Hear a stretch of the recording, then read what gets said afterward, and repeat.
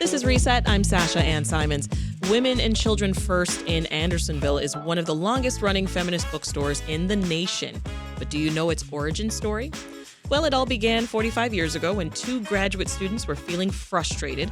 Despite studying English at a master's level, they weren't being assigned many women authors, and selections of women's literature in bookstores were small.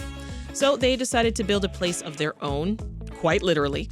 They called it Women and Children First, and they even constructed the very first bookshelves themselves. Now, about 30,000 books line the shelves in Women and Children First, making it one of the biggest feminist bookstores in the nation. Now, it's also one of the last standing from that era of the 70s and 80s. And this Women's History Month, we wanted to know, how have feminist bookstores evolved since then? One of the co-founders of Women and Children First, Linda Bubon, joins us now in studio. Welcome, Linda. Thanks so much for having us. Great to see you. I gave a very brief summary there, but I want you to take us back. Oh, well, thank you. I want you to take us back in your own words, though. Tell us why you and Ann Christofferson decided to open Women and Children First. We were motivated by a number of factors. The first of which you mentioned, not being able to find women's literature, contemporary women's literature. Yes, you could find Jane Austen, but not writers who were making a difference in the women's movement. And searching for those authors, we were in as graduate students, we'd been invited to a seminar of our teachers at the Newberry Library, and we were meeting to discuss recent women's books, and we had a hard time finding them. So that was a big motivation. The other was, what were we going to do with our careers with master's and English degrees? And PhDs were, getting sent to Oklahoma and North Dakota to teach, and that didn't sound good. And the master's students were teaching and being exploited. And Ann and I had a personal relationship, and we wanted to protect that and to live that out loud. And as academics, we would not have been able to. So we decided, let's start our own business. And the only thing we really knew much about was literature. Right, yeah, you knew a ton about that. Yeah, I had been a waitress for many years to support my academic career, but so I knew about people. And she had taught at the 7th grade level, so she knew a little bit about children's books. And we put our heads together and said, we want to feature women's literature and books that are of interest to women. It was hard to find books on pregnancy. Really? It was hard to find books on women's health at all. And we're talking about, what, the 70s? 1979 was when we opened, and we spent, a year or two preparing and visiting other feminist bookstores, Room of One's Own in Madison, which is still existing, was one of our role models. And Ann spent a day up there with the owner kind of learning the ropes. I see. I worked as a volunteer for Chicago Now before we opened, because I wanted to know sort of what feminist political happenings were going on. And Ann worked at a bookstore downtown for the summer before we opened, and met some people who had years of experience and coached us. I mean, so this was a lifestyle for you as well as a business, right? Yes, absolutely. And your store, it became this safe haven for LGBTQ plus women specifically. Yeah, one of my favorite stories is on a Saturday morning, I was walking into work after having worked a late shift at the restaurant the night before, kind of dragging my tail to the store. And I saw two women walk out the door, and they were holding hands, and they were laughing, and they were swinging their hands as they walked down the street. And I thought, that's because they were in that space that said it was okay. A safe space. Yeah. We also wanted to educate children about their bodies. Sexual assault was a huge issue in the women's movement, and it still is and should be. But protecting children and giving children the information they needed to be strong themselves, that was a part of the mission too. Yeah. Well, you and Ann Christofferson eventually sold Women and Children First in 2014. And you did that to current co-owners of the bookstore, who are Sarah Hollenbeck and Lynn Mooney. They are with us now here in studio as well. So let's bring them into the conversation. Absolutely. Hey, Lynn and Sarah. Hello, thanks for having us. Hi, Sasha. So glad to be here. You know, as you're listening to Linda recount some of that history, how are you feeling, Lynn? Proud and inspired all over again. And also just reminded at how important the work is, and also how many facets it involves. We obviously curate the book selection we have in the store. We're very careful and deliberate about the programming we do, the author events we host, and other kinds of projects and programming.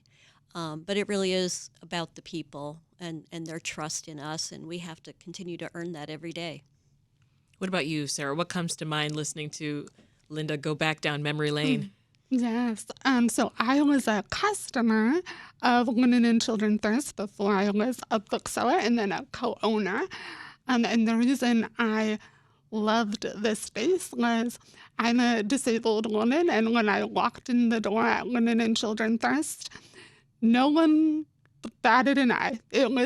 I felt respected, cared for, attended to, and fully seen in my body, and I loved it. I immediately felt at home, and I felt safe, and I wanted to preserve that, and I'm so glad that we could continue that legacy that Ann and Linda started. Yeah. Linda, tell us more about how you picked these two as the next owners. Well, I'm often asked what I'm proudest of, and that would be it. That Ann and I very conscientiously and deliberately made an exit plan for ourselves as we were getting older. And, 35 years in, it's a long time to do that work. And it's physical. It's very physical work. I mean, it's intellectual, but it's very physical. So we knew it was time for us to step down and get some new blood, energy, vision into the store. Yeah. And we spent a year vetting and reviewing, and we had finally 8 serious offers, 8 different parties, and we spent a long time with each of them, interviewing them. And then we went home and we made a list of the qualities we wanted in the new owners. And you found that in Lynn and Sarah. And we found it in them. We both went home. Ann and I went separately home. We had narrowed it down to 3, and we had our checklist, and they just stood out above the rest. Yeah. There was such comfort, reassurance in knowing that we had worked with them. Yeah. And that they were both hard workers, which is absolutely essential. Right.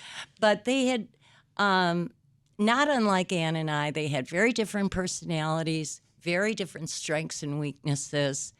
And we thought that as a team, they could really carry Women and Children First into the next. And for this next iteration, too, those Yes. qualities were probably much needed. Women and Children First, Lynn, it opened during the second wave of the feminist movement, right? So talk to us about how it's evolved and how you've retained that feminist mission.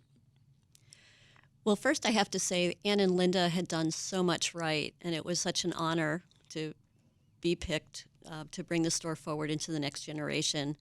And I hope one of the things that they valued was that Sarah and I were committed to continuing the store as a feminist bookstore, that there was no way that we would sort of cave in and make it a general bookstore, that this really was in our DNA too. But Ann and Linda maybe didn't know how hard they were going to work for so long, and I think we brought some fresh energy, and a new set of eyes is always valuable. We looked at the mission. We decided to really focus on intersectional feminism, trans-inclusive feminism, anti-racist work, and also work around the disability community, and that would be kind of the prongs of our work going forward.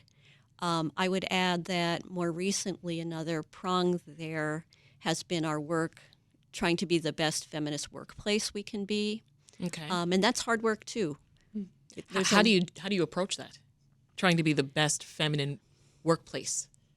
Some of it is Feminist about workplace, being rather. sharing power. Some of it's about being transparent. Some is also about giving staff working conditions that make being a bookseller viable and sustainable for them as a career if they want to. Yeah. Say more on that, Sarah, as well as that approach to intersectionality that Lynn brought up. Sure. Yeah, I'm so proud of the fact that we have several booksellers on staff who have been with us for 5 years or more, which is very unusual in the retail space. And I think that's a testament to the work that we've done, which has been very, very collaborative. We are now doing more decision-making by consensus, all staff consensus, and that's been a hard struggle, but I think very worthwhile in terms of living in the politics, the intersectional feminist politics that we strive towards. So, in the summer of 2022, we committed to pay a living wage according to the MIT calculator, and that was a huge risk, but we decided that it was a risk that we had to take in order to be the store that we say we are in our mission statement. Yeah. So yeah, it's a challenge, but it's worthwhile. You know what I also can't help but think about is that this current wave of book bans, particularly affecting authors of color and books with LGBTQ plus themes, right? You're all nodding because you know what I'm talking about. How do you navigate that, Lynn? Well, it's a moving picture. We're trying to engage and be involved in as many ways as we can. One of my current passion projects is we started a Banned Books book group, and a fellow bookseller and I co-lead that. And we're trying to do some interesting things. The conversations have been amazing and robust.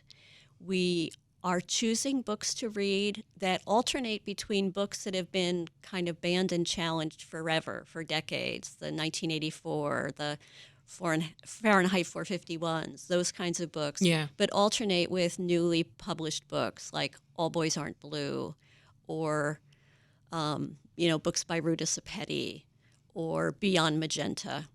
And the group, it's become a really great group of sophisticated readers. In our discussions, we talk about everything from how critical these books are to their target audience reader. I mean, sometimes life and death critical for those young readers. But also, I love the idea that there are more people out there that when these books come up in conversation can say, "Oh, hey, I've read that book. I've thought a lot about it, and here's why I think it's important." And I love being part of there being more of those people out in the world. Part of the legacy, as you mentioned, Linda, was this focus on children, right? And we see it right there in the name. So talk more about why you decided to stock so many children's books off the bat. Right. Well, we said to ourselves, where there are women, there are children in their lives. And, both of us having been teachers, we knew that teachers love books, and teachers buy books for their children, for their classroom.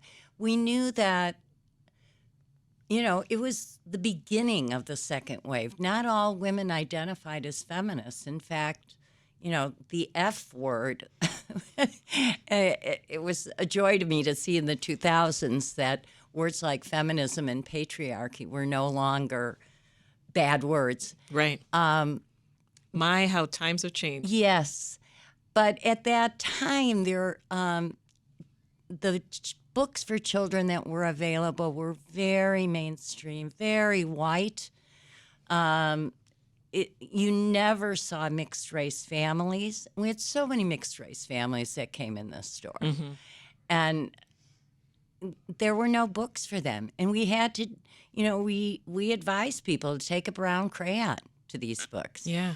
And whenever new books were published, I was thinking recently how great it is that we have maintained Black History Month and Women's History Month, because publishers publish books specifically for those months. Yeah. And since those months were established in the late 90s, the amount of children's picture books that feature Black families and Black heroes and heroines, right down to the board book level now. You know, it's really exciting to me to see that. Yeah. And women's history, I mean, you couldn't find a picture book biography. They were so institutional, you know, so school library-ish. You know, and as you talk about, you know, women and children, that relationship, I'm thinking about the fact that you also, at some point in your journey, you intentionally decided to become a single parent, and Yes. you raised your son up in that bookstore. Yes, I did.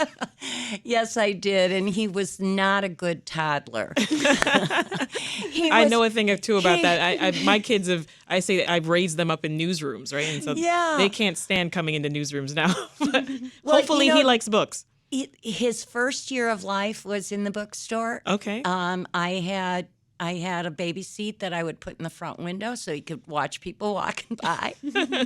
We had a playpen in the middle of the store so that women with babies in arms Yeah. could put them down for a minute. You know, I mean, I know playpens are not politically correct anymore, but to walk into a retail store and know you want to use your hands and look at stuff and you've got a baby strapped to you, it was hard, especially when they start walking. Yes. So it was when he started walking that I had to find childcare Some for him. childcare. Well, speaking of childcare, I hear you are now helping care for Sarah's child. Oh, it's the joy Is of that my right? life. That is. Sarah, tell us about that. Yes. I have a 2-year-old named Lila, and childcare is hard to come by. And we are so fortunate that Linda has wanted And to, your dad. and my dad. But Linda has always wanted to be a grandmother. So she was so generous with her time from an early age for Lila. 2 months. Yeah, to come Wow. over and help support us as we, do what all modern parents do, which is piecemeal together a childcare plan that's affordable and sustainable. So it is a beautiful harmony, synthesis to have Linda in our lives to support our bringing a child into the world. That is so yeah. wonderful. You're not just, this is not just a business relationship. I mean, this is a family for sure. Yes. Leave us with this, Lynn. I mean, what do you think is the place of feminist bookstores in the current moment, 45 years later? I think they're pivotal and critical. I think to a large extent, the larger conversation has caught up with us and is challenging us in new ways to be relevant and to lead. Yeah.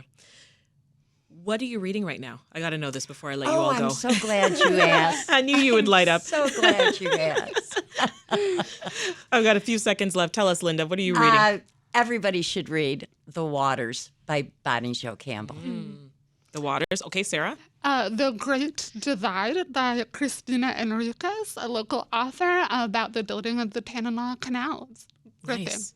And Lynn? One of my recent favorites is The Wren by Anne Enright, which is about several generations of women holding the older men in their lives to account. We've been speaking with Linda Bubon, who's co-founder of Women and Children First and current co-owners of the bookstore, Sarah Hollenbeck and Lynn Mooney. Thank you all so much and great recommendations. Thank you. Thank you.